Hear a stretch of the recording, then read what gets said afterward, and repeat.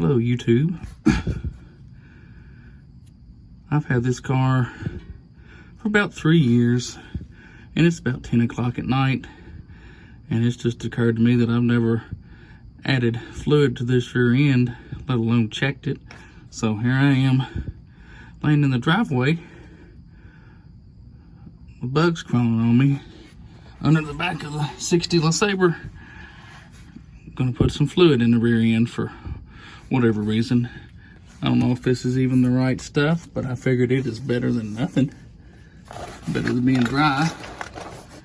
From what I've read in the manual, you just fill it up to the level of the drain plug or 1/4 inch below it, and you're good to go.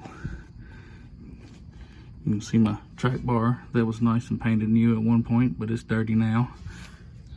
There's new bushings and bolts in it that I did back when I put an air ride under it.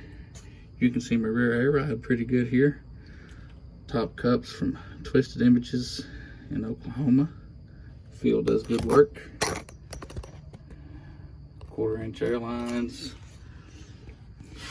For the lower bag mounts, I just used the factory spring plate and cut the stud off of it and drilled holes through the bottom. I had to kind of drill them at an angle to even get the bolt in there, but you can get the bolt right in it. That is if you use the Airlift 2B7 bags that have 2 bolts on the bottom. If you use a Firestone with just 1 center bolt, you would have to cut this bracket off and just buy a weld-on bracket that's, you know, a little bit taller to give you space to get the wrench under there for the bottom bolt. But I got by without doing any welding under this car. Whenever I did the air ride under it, everything bolted on, just had a little grinding and drilling, and we were good to go. You can see my shorty glass packs. You can see where I'm leaking stuff. 62-year-old car. I guess if it's wet, that means there's still stuff in it. Can't be mad about that.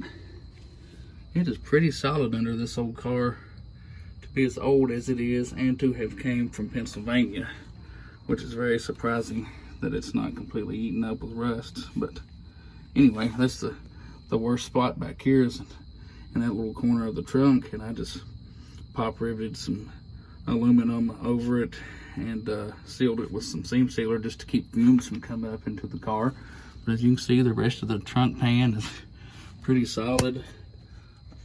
Rear floors looking good. I got lucky with this little car. It's pretty good shape. But anyway, let's put some fluid in this thing and see what happens. Well, you know what?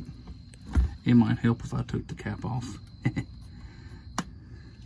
Let's try that one more again.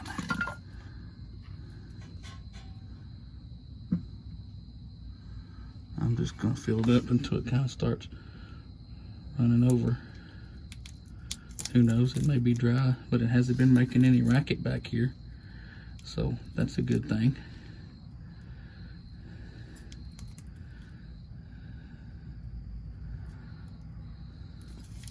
I've got another container of fluid back here. If this one doesn't cut it, surely it hasn't been that low. But you know, it's hard. Oh, that might have been just where oh, there we go. Yeah, you can see the old fluid starting to run out with it. So we are in business. Boy, that old fluid is black and dirty. Well, we have the rear axle with the rear differential filled up again. So I'll get this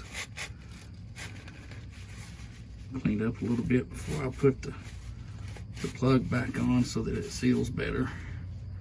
But anyway, just figured I'd do a quick little video, and until next time, we'll see y'all later.